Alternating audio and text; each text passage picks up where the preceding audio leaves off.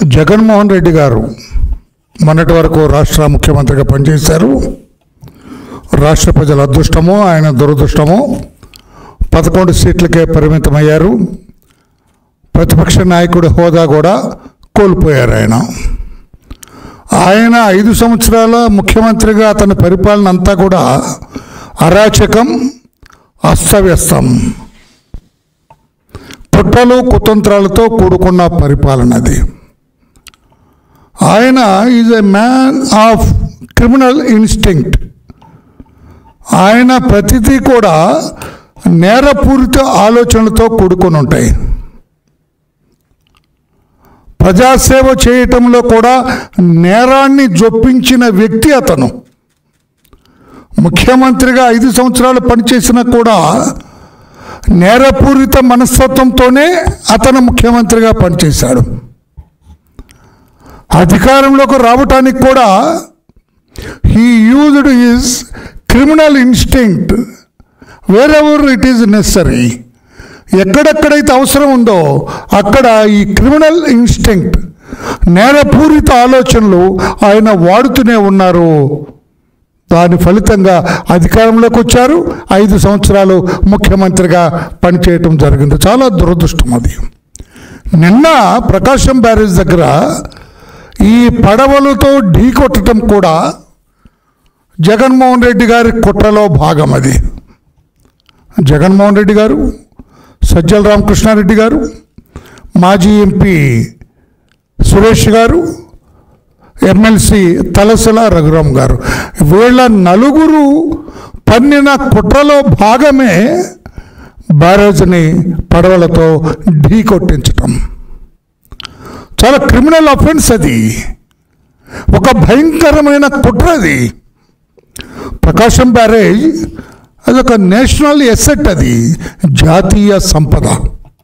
ప్రకాశం barrage ఎవరి సొత్తో కాదు, వర్లరామయ్యదో, నారా చంద్రబాబు నాయుడు గారిదో, నారా లోకేష్ బాబు గారి సొత్తో కాదు. అది జాతి సంపద, రాష్ట్ర ప్రజల, దేశ ప్రజల సొత్తు అది. అందుకనే నేషనల్ ఎసెట్ అది. దానిని నాశనం చేయాలని కుట్ర పన్ని దానిని ఢీకొట్టించటం క్షమించరాని నేరం. దేశద్రోహ నేరంతో సమానం ఇది. It is but nothing but waging a war against the established government, legally established government. ప్రభుత్వాన్ని అప్రతిష్ట పాలు చేయటం కోసం ప్రభుత్వం, ప్రజలు అబ్సల్యూట్ మెజారిటీ ఇచ్చి చంద్రబాబు నాయుడు గారి నాయకత్వంలో కూటమిని గెలిపిస్తే ఈ కూటమిని అప్రతిష్ట పాలు చేయటం కోసం కుట్ర పన్ని ఈ పడవలతో ప్రకాశం బ్యారేజ్ని ఢీకొట్టించటం క్షమించరాని నేరం అంటున్నాను నేను. దేశద్రోహ నేరంతో సమానం అంటున్నాను నేను. ప్రభుత్వాన్ని అప్రతిష్ట పాలు చేయటం కోసం పన్నిన కుట్ర అని నేను అంటున్నాను. కుట్ర సఫలం కాలేదు, కానీ కొద్ది నష్టంతో బయటపడ్డాం. కొన్ని కోట్ల రూపాయల నష్టంతో మాత్రమే బయటపడింది రాష్ట్ర ప్రభుత్వం. లేకపోతే వాళ్ళు అనుకున్నది జరిగి ఉంటే, ఈ పడవలు సరైన రీతిలో బ్యారేజీని ఢీకొట్టుంటే ఆ నీటిని ఆపేవాళ్ళం కాదు మనం. సముద్రంలోకి వెళ్లే ముందు ఈ వరదంతా కూడా ఎన్ని గ్రామాలు ముంపుకు గురయ్యాయో, ఎంతమంది ప్రాణాలు పోయాయో, ఎంత ఆస్తి నష్టం జరిగి ఉండేదో, ఎన్ని ఇళ్ళు మునిగిపోయాయో, ఎంత పశు సంపద నాశనం అయి ఉండేదో, కోట్లాది రూపాయలు లెక్కలేనంత సంపద నాశనం అయి ఉండేది. లెక్కలేనంత మంది ఆ రోజు 1997లోన వరద వచ్చింది. 1902లో వరద వచ్చింది కదా, మన దివిసీమ వరద వచ్చినప్పుడు ఏ రకంగా లెక్కలేనంత మంది చనిపోయారో, కరెక్ట్గా లెక్క కూడా తేల్చలేకపోయామో, శవాల్ని మనం లెక్కించలేకపోయామో, అటువంటి ప్రమాదం నుంచి బయటపడ్డామని నేను అంటాను. నేను గుండె మీద చేసుకొని చెప్పండి జగన్మోహన్ రెడ్డి గారు, ఇది మీ కుట్ర కాదు అని చెప్పి నేను అడుగుతున్నాను. మీ కుట్రలో భాగమే. లేకపోతే ఎవరండి ఈ సురేష్? ఈ పడవలు ఏంటండి? ఈ వరద వచ్చే ముందు రోజున పడవలన్నీ ఉద్దండరాయునిపాలెంలో సురేష్ కంట్రోల్లో ఉన్నాయి. మాజీ ఎంపీ సురేష్ కంట్రోల్లో ఉన్నాయి. అటువంటి పడవలు మరలా ఈ గొల్లపూడి సైడ్కి వచ్చి గొల్లవీడిలో ఈ ఉదయశ్రీ ఉషాశ్రీ ఎవరైతే ఉన్నారో ఈ తలసల రఘురాం గారి పార్ట్నర్, అతను వ్యాపార రిలేషన్, అతను ఈ రెండో వ్యక్తి ఇక్కడ చాలా క్లియర్గా వాళ్ళు మెన్షన్ చేసినారు రిమాండ్ రిపోర్ట్లో కూడా. పోలీస్ అధికారులు రిమాండ్ రిపోర్ట్లో కూడా చాలా క్లియర్గా మెన్షన్ చేశారు. Their transaction, business affairs, salaries both are with the knowledge of Talasila Raghuram, Komati Rammohan, cousin and follower of Talasila Raghuram. Talasila Raghuram అంటే జగన్మోహన్ గారికి అత్యంత సన్నిహితుడు, వాళ్ళ MLC. He don't do anything without telling him everything. ఇతను కోమటి రామ్మోహన్ తలసల రఘురాం ఇది పోలీసుల రిమాండ్ రిపోర్ట్లో వ్రాసిన మాట అండి, నేను చెబుతున్న మాట కాదు. Ushadri used to trade sand illegally with Nandigam Suresh of Uddandarayunipalem. Similarly these two had mode their broads. ఇదంతా మిగతా కథ. సో సురేష్కి ఉషాద్రి, రఘురాం గారికి కోమటి రామ్మోహన్. సో ఈ పడవలు అరెస్ట్ అయిన ముద్దాయిలు మన తలసల రఘురాం, తర్వాత ఇతను ఎక్స్ఎంపీ సురేష్, వీళ్ళందరూ కనెక్ట్ అయి ఉన్నారు. యాజ్ అబౌవ్ ఫ్యాక్ట్స్, కొన్ని ఫ్యాక్ట్స్ చెప్పి వాళ్ళ ఉద్దేశం ఏంటి? Government will get a bad name. ప్రభుత్వాన్ని అప్రతిష్ట పాలు చేయటం కోసం ఇదంతా ప్లాన్ చేసామని వాళ్ళు ముద్దాయిలు ఒప్పుకున్నారు. దీన్ని బట్టి ఏం చేశారు? As above facts I added section 61B BSN act. ఏంటిది? కుట్ర, కాన్స్పిరసీ. ఈ కుట్ర సురేష్ ఒక్కడు, తలసల రఘురాం ఇద్దరే పన్నుతారా? బెంగళూరు ప్యాలెస్లో ఉన్న జగన్ పాత్రధారుడా? హైదరాబాద్లో ఉంటున్న సజ్జల రామకృష్ణారెడ్డి పాత్రధారుడు కాదా? అంటే వీళ్ళిద్దరికి తెలియకుండా ఈ దళిత వర్గానికి చెందిన ఇతనే ప్లాన్ చేస్తాడండి. ప్రకాశం బ్యారేజ్ లాంటి అదొక జాతీయ ప్రాపర్టీని, నేషనల్ ప్రాపర్టీని ధ్వంసం చేయటం కోసం, నాశనం చేయటం కోసం దాదాపు 20 లక్షల ఎకరాల సాగుకు భంగం కలిగించడం కోసం 20 లక్షల ఎకరాలు పోతాయండి. వీళ్ళు చేపట్టిన సాగులోకి రాకుండా పోతాయి 20 లక్షల ఎకరాలు. రైతు అనేవాడికి ఒక మెతుకు అన్నం ఉండదు. ఇక రైతు అనేవాడు ఒక ఎకరం సాగు ఉండదు ఇక్కడ కృష్ణా డెల్టాలో. అంత దుర్మార్గపు ప్లాన్ చేశారు. అందుకే కుట్ర సెక్షన్ని యాడ్ చేస్తున్నాం మేము. ఈ కుట్రలో అసలు సిసలైన వాళ్ళని బయటకు తీస్తామని వాళ్ళ రిమాండ్ రిపోర్ట్లో పెట్టారు. This is the remand report. నేను అడుగుతున్న పోలీసు వ్యవస్థను రిక్వెస్ట్ చేస్తూ ఉన్నా, వీళ్ళిద్దరంతా సాహసం చేయలేరు. ఎక్స్ఎంపీ సురేష్, తలసల రఘురాం, వీళ్ళిద్దరు ఇంత సాహసం చేయలేరు. పడవలు ఉండొచ్చు, పడవలతో వ్యాపారం ఉండొచ్చు, పడవలతో ఇసుక వ్యాపారం చేస్తూ ఉండొచ్చు. కానీ ప్రకాశం బ్యారేజ్ని ధ్వంసం చేయాలి, ఆ జాతీయ ఆస్తికి నష్టం కలిగించాలి. ఎంతమంది చనిపోయినా పర్లేదు, ఎన్ని కోట్ల ఆస్తి నష్టమైనా పర్లేదు, 20 లక్షల ఎకరాల్లో సాగు జరగకపోయినా పర్వాలేదు, రైతులందరూ అల్లో లక్ష్మణాన్ని అల్లాడినా పర్వాలేదని నిర్ణయం వీళ్ళిద్దరు తీసుకుంటారంటే నేను ఒప్పుకోలేను. దీని వెనక బలీయమైన శక్తి, బలమైన శక్తి ఉంది. ఆ శక్తి ఎవరు? జగన్మోహన్ రెడ్డి గారు కాక మరెవరు? సజ్జల రామకృష్ణారెడ్డి గారు కాక మరెవరు? ఈ బలీయమైన శక్తి పాత్రను కూడా వెలికి తీయాలని నేను దర్యాప్తు చేస్తున్న అధికారుల్ని, director general of police Shri DGP నేను కోరుతున్నాను. ద్వారకా తిరుమలరావు గారిని నేను కోరుతూ ఉన్నా, అయ్యా ఇది సీరియస్గా దర్యాప్తు చేయాలి. దీని వెనుక పెద్దల హస్తం ఉంది. ఇది కుట్రలో భాగమే. అక్కడ వాళ్ళందరూ కూడా ఏంటయ్యా ఈ పనికిమాలిన తాళ్ళతో కడుతున్నారు, వరద వస్తుంది కొట్టుకుపోతాయంటే నోరు మూసుకు వెళ్ళండి అన్నారట. మీకు ఇక్కడేం పని అని వాళ్ళు తరివేశారట. ఇదంతా కుట్రలో భాగం కనుక దీన్ని అంత ఈజీగా తీసుకోవటానికి వీల్లేదు. పోలీసులు సరైన సమయంలో కేసు రిజిస్టర్ చేశారు, దర్యాప్తు చేశారు. అరెస్టు చేసిన వాళ్ళు కాదు, వాళ్ళ పాత్రధారులు మాత్రమే. సూత్రధారుల్ని బయటకు తీసుకురావాలి. ఈ కుట్రలో ఉన్న వాళ్ళందరూ కూడా భాగస్థులైన ఈ వీళ్ళిద్దరు అరెస్ట్ అయిన వాళ్ళు, వాళ్ళకి తోడుగా ఉన్న మాజీ MP Suresh and MLC Talasila Raghuram, Jaganmohan Reddy garu అసలు కీలక సూత్రధారి, సజ్జల రామకృష్ణారెడ్డి గారు ఆయన అనుంగు శిష్యుడు. వీళ్ళ 6 కుట్రపడినారు. దేశద్రోహ నేరం లాంటిది వీళ్ళు చేసింది. Nothing small of that.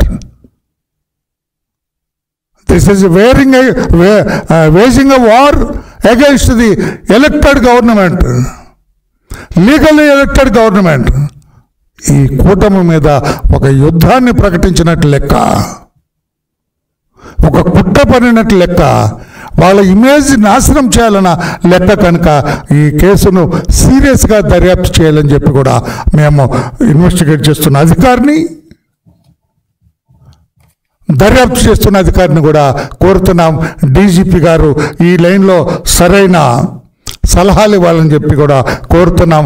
ఇది దేశద్రోహ నేరంతో సమానంగా పరిగణించాలి. వీళ్ళని దేశద్రోహులుగా వీళ్ళని వెలికి తీయాలి, వీళ్ళు చేసిన నేరం అని చెప్పి కూడా నేను తెలియచేస్తూ ఉన్నాను. లేకపోతే ఇది ఎలా జరుగుతుందండి? 3 కాణాలు ఇందులో పాడైపోయినాయి, గ్రామాలన్నీ నీటి మట్టం అయిపోయాయి. ఇందులో సరైన రీతిలో చర్యలు తీసుకోవాలని డీజీపీ గారిని కోరుతున్నాం. జగన్మోహన్ రెడ్డి గారి మనస్తత్వం కూడా అంతే. ఆయన ఎన్నికల్లో గెలవటం కోసం బాబాయ్ మీద గొడ్డలు వేటేసి చంపేశారు. ఆ దర్యాప్తు అంతా తప్పుల తడకలాగా ఇతనే క్రియేట్ చేశాడు. చివరికి సిబిఐ వాళ్ళని కూడా అరెస్టు చేయాలని సిబిఐ వాళ్ళని అడుగడుగున ముఖ్యమంత్రిగా ఇతను అడ్డుకొని సిబిఐ వాళ్ళ మీద కూడా కేసులు పెట్టే స్థాయికి వెళ్ళి shown is audacity like that. అటువంటి వ్యక్తి క్రిమినల్ ఇన్స్టింక్ట్ అని నేను ముందే చెప్పాను. అడుగడుగున క్రిమినల్ ఇన్స్టింక్ట్ వ్యక్తం చేసి బాబాయిని కూడా అధికారాన్ని చేపట్టడం కోసం బాబాయిని కూడా ఘోరాతి ఘోరంగా హత్య చేయించిన వ్యక్తి ఈ జగన్మోహన్ రెడ్డి అని కోడై కూస్తుంది రాష్ట్రం అంతా కూడా. అటువంటి వ్యక్తి నేను అడుగుతున్న కోడికత్తి కేసండి, ఎంత అప్రతిష్టవాడు. ఆ ఎన్ఐఏ కూడా సిగ్గుతో తలంచుకుంది, దర్యాప్తు కూడా సరిగ్గా చేయలేదు ఎన్ఐఏ. ఆ ఎన్ఐఏ కూడా తప్పులు తడక చేసింది. ఒక దళిత యువకుడిని దాదాపు 5.5 సంవత్సరాలు జైల్లో మృగేటట్టుగా చేసిన క్రిమినల్ ఇన్స్టింక్ట్తో కొట్టుమిట్టాడుతున్న జగన్మోహన్ రెడ్డి గారు అని చెప్పి నేను తెలియజేస్తున్నా. అతని విధానం అంతా, ఆలోచన అంతే. Is man struggling with criminal instinct, every minute struggling with criminal instinct. అదే ఆ కోడికత్తి కేసు. తునిలో ట్రైన్ తగలబడిపోయింది, తునిలో రత్నాచల్ ఎక్స్ప్రెస్ని మొత్తం అన్ని బోగీలు కూడా భస్మీపట్నం చేశారు. ఎవరు చేశారు అంటే జగన్మోహన్ రెడ్డి గారికి తెలియకుండా జరిగిందండి? సజ్జల రామకృష్ణారెడ్డి గారికి తెలియకుండా జరిగిందా? అంటే ఎందుకు నేను పాతయ్య కూడా చెబుతున్నానంటే, ఈ ప్రకాశం బ్యారేజ్ నాశనానికి కుట్రపడిన వీళ్ళందరూ కూడా సేమ్ టీం. ఈ తానులో గుడ్డలే, ఆ తానులో గుడ్డలే, వీళ్ళందరూ కూడా ఆ తానులో గుడ్డలే ఈ బ్యాచ్ అంతా కూడా. అందుకు వీటన్ని తీసుకొస్తున్నా. గులకరాయి కేసు ఏంటండి? మొన్న ఎలక్షన్లో మళ్ళా అతని అధికారాన్ని నిలబెట్టడం కోసం ఏ నానా గడ్డి కరుస్తాడంటాం మన వాడుకో భాషలో. అందులో భాగమే కదా గులకరాయి. సీఎంని హత్య చేయాలనుకున్నవాడు ఈ చిన్న రాయితో కొడతాడండి. ఏదో చేయాలి. That is criminal instinct. ఏదో చేయండి రా, నన్ను అధికారంలో ఉంచండి. గులకరాయి కేసు. అతను ఎలక్షన్లు జరుగుతున్నప్పుడు రికార్డులన్నీ తగలబెట్టించడం ఎప్పుడన్నా ఉందండి? నాకు 50 సంవత్సరాల నుంచి ప్రభుత్వ పాలనా విధానం గమనిస్తూ ఉన్నాను నేను. 50 years నుంచి ఎప్పుడూ లేదు. రికార్డులు తగలబెట్టడం, పోలీసు రికార్డులు తగలబెట్టడం, సిఐడి రికార్డులు తగలబెట్టడం, ఇంటెలిజెన్స్ రికార్డులు తగలబెట్టడం, పొల్యూషన్ కంట్రోల్ బోర్డ్ రికార్డులు తగలబెట్టడం, సిఐడి, సిబిఐ, ఏసీబీ, ఏంటి వాట్ ఇస్ దిస్? రికార్డులు తగలబెట్టడం. క్రిమినల్ ఇన్స్టింక్ట్ అన్నాను కదా, జగన్మోహన్ రెడ్డి గారి క్రిమినల్ ఇన్స్టింక్ట్లో భాగం. చివరకు పెన్షన్లు కూడా ఆయన అధికారంలో ఉన్నప్పుడు, చంద్రబాబు గారు ఇంకా ముఖ్యమంత్రి అవలా, 33 ముసలి అవ్వ తాతల చావుకు కారణమైనాడు జగన్మోహన్ రెడ్డి గారు. సరైన రీతిలో పెన్షన్లు ఇచ్చినట్లయితే ఆ 33 అవ్వాతాతలు బ్రతికుండేవాళ్ళు, జీవించి ఉండేవాళ్ళు. ఆ రకంగా 33 ప్రాణాలు కూడా తీసిన వ్యక్తి ఈ జగన్మోహన్ రెడ్డి గారు. క్రిమినల్ ఇన్స్టింక్ట్తో కొట్టు మిట్టాడుతున్న వ్యక్తి అని చెప్పి కూడా తయారు చేస్తున్నాం. ఈ రికార్డులు తగలబెట్టడం దగ్గర నుంచి అన్నిట్లో కూడా అడుగడుగునా కూడా ఎంత క్రిమినల్ ఇన్స్టింక్ట్, క్రిమినల్ నాలెడ్జ్ ఏదైనా కానీ నేను పవర్లో ఉండాలా అని కోరుకునే వ్యక్తి ఈ రోజున ప్రకాశం బ్యారేజ్కే ఎసరు పెట్టాలని ప్రయత్నం చేశాడు. ఆ కుట్రను వెలికి తీయాలని చెప్పుకొని నేను తెలియజేస్తున్నా. నేను అడుగుతున్నాను జగన్మోహన్, ఆ 3 బోట్లు మొత్తం టోటల్ 5 బోట్లు, 3 బోట్లు నీ పార్టీ రంగులు వేసిన వాళ్ళు కాదా? మీ పార్టీ వాళ్ళే కాదా? తలసాని రఘురామ్కి ఇతను మాజీ ఎంపీ సురేష్కి సంబంధం లేదని చెప్పే ధైర్యం మీకుందా జగన్మోహన్ రెడ్డి గారు? ఆ పడవలకి రంగేసి లేదా?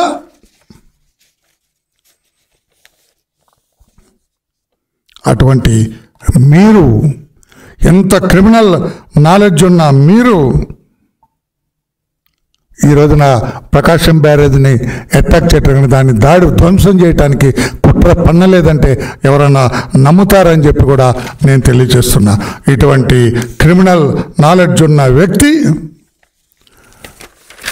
పార్టీ దేవాలయం లాంటి పార్టీ కార్యాలయాల మీద దాడి చేయించడానికి ఏమాత్రం వెనకడుగు వేయని వ్యక్తి, నిత్యం రాజకీయ కుట్రలతో కొట్టుమిట్టాడుతున్న వ్యక్తి జగన్మోహన్ రెడ్డి గారు.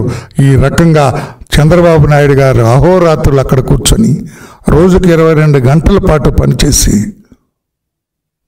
ఇంటికి కూడా వెళ్లకుండా బస్సులోనే ఆయన దాదాపు 10 రోజులు అక్కడే ఉండి ఈ రోజున ఒక ప్రశాంతత తీసుకొచ్చారు ఈ ప్రాంతంలో. ఆ పనులందరూ కూడా, బాధితులందరూ కూడా జైజేలు పలుకుతున్నారు. చంద్రబాబు నాయుడు గారు లేకపోతే మా పరిస్థితి ఏమిటి అని వాళ్ళందరూ కూడా కంగారు పడ్డారు. ఇదే జగన్మోహన్ రెడ్డి ఉంటే, అంటే మీరేనండి జగన్మోహన్ రెడ్డి గారు, అదే జగన్మోహన్ రెడ్డి గారు ఉంటే మా పరిస్థితి ఏమిటి, మా ప్రాణాలకి, ఆస్తికి, ప్రాణాలకి ఎవరు దిక్కని కూడా వాళ్ళు మాట్లాడుతున్నారు. అందరూ సిగ్గుతో తల వంచుకోవాల్సిన విషయం మీరందరని చెప్పి కూడా తెలియచేస్తూ, ఎంత సిగ్గుమాలి మీరు ఈ రకంగా ప్రయత్నం చేయటం సరైనది కాదు జగన్మోహన్ రెడ్డి గారు అని చెప్పి కూడా నేను తెలియచేస్తున్నా. ఇది సరైన విధానం కాదు. మీ కుట్రలో భాగమేది, మీ కుట్ర పనిన భాగమేదని చెప్పి కూడా నేను తెలియజేస్తూ, మీ నాటకంలో మీ రైతులు పాప అతను ఎవరో ఉన్నాడు, కులం కూడా మార్చుకున్నాడు. కులాలు మార్చుకునేది లేదు మన భారతీయ సంస్కృతిలో.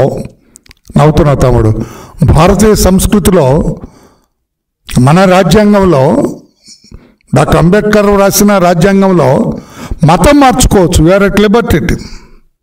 ఎప్పుడన్నా మతం మార్చుకోవచ్చు. క్రైస్తవంలో వెళ్ళొచ్చు, హిందూయిజంలోకి వెళ్ళొచ్చు, బౌద్ధిజంలోకి వెళ్ళొచ్చు, ఇస్లాంలోకి వెళ్ళొచ్చు. కానీ కులం నుంచి ఇంకో కులానికి వెళ్ళటానికి లేదు. కులం కూడా మార్పిడి చేసి ఆయన ఎవరో రెడ్డిగా మారిపోయినాడు. ఎవరో అతను పద్మనాభ రెడ్డి గారు, ఆయన ముద్రగడ పద్మనాభ రెడ్డిగా మార్చిన ఘనత కూడా మీదే. అది కూడా మీ క్రిమినల్ ఇన్స్టింక్ట్లో భాగం, మీ క్రిమినల్ ఆలోచనలో భాగం. అది పాపం ఏమనగా అంత వెలిగిన వ్యక్తి ఈ రోజున కులం మార్చుకొని ఏదంటారు చూడు, ముసుగేసుకొని కూర్చున్నాడు అతను. పాపం ఇప్పుడేం సమాధానం లేదు, అతను నోటుకొచ్చినట్టు మాట్లాడుతున్నాడు. కుల మార్పిడి ఎక్కడుందండి భారతదేశంలో? కుల మార్పిడి ఎక్కడ లేదండి. అది కూడా క్రియేట్ చేసిన దొడిదారి అని నేను ఎక్కువ మాట్లాడినది, కొంచెం సెన్సిటివ్ ఇష్యూ. ఆయన పాపం ఒక రకం వెలిగిన నాయకుడు అతను. నీ స్నేహం బట్టి నీ గాలి సోకి గంజాయి వనంలో చేరి అతను కూడా గంజాయి మొక్కగా మారాడు. అది నేను అంటాను. నేను ముద్రగడ పద్మనాభం, నేను కూడా పోలీస్ అధికారిగా ఉన్నప్పుడు చూశాను. నేను అతను మంచివాడే అనొచ్చు మనం తులసి మొక్కని, కానీ గంజాయి వనంలో అడుగుపెట్టిన తర్వాత తాను కూడా గంజాయి మొక్కగా మారి ఈ రోజున ముసుగేసుకొని కూర్చున్నాడు. పాపం కులాన్ని కూడా మార్చుకొని రెడ్డి అని పిలవాలట ఆయన. ఏమిటి దరిద్రం మీది? మీ ఆటలో మీ చదరంగంలో పావు అతను. అటువంటి క్రిమినల్ ఇన్స్టింక్ట్ ఉన్న మీరు, నేను రాష్ట్ర ప్రజలందరికీ విజ్ఞప్తి చేస్తున్నా, అధికార యంత్రాంగానికి విజ్ఞప్తి చేస్తున్నా, జగన్మోహన్ రెడ్డి వేసే ప్రతి అడుగు అందరూ గమనించాలా. ఈరోజు ప్రకాశం బ్యారేజ్కి వెసర పెట్టిన వ్యక్తి ఇంకేదైనా చేస్తారు, VTPSని కొడతారు, ఇంకోటి కొడతారు. నేషనల్ ప్రాపర్టీస్ మీద కన్నేశారు వీళ్ళు. అంటే అస్థిరత క్రియేట్ చేయాలా. చట్టబద్ధంగా ఎంపికైన ఈ చంద్రబాబు నాయుడు గారి ప్రభుత్వాన్ని అస్తవ్యస్తం చేయటం కోసం కుట్ర పన్నుతున్నారు.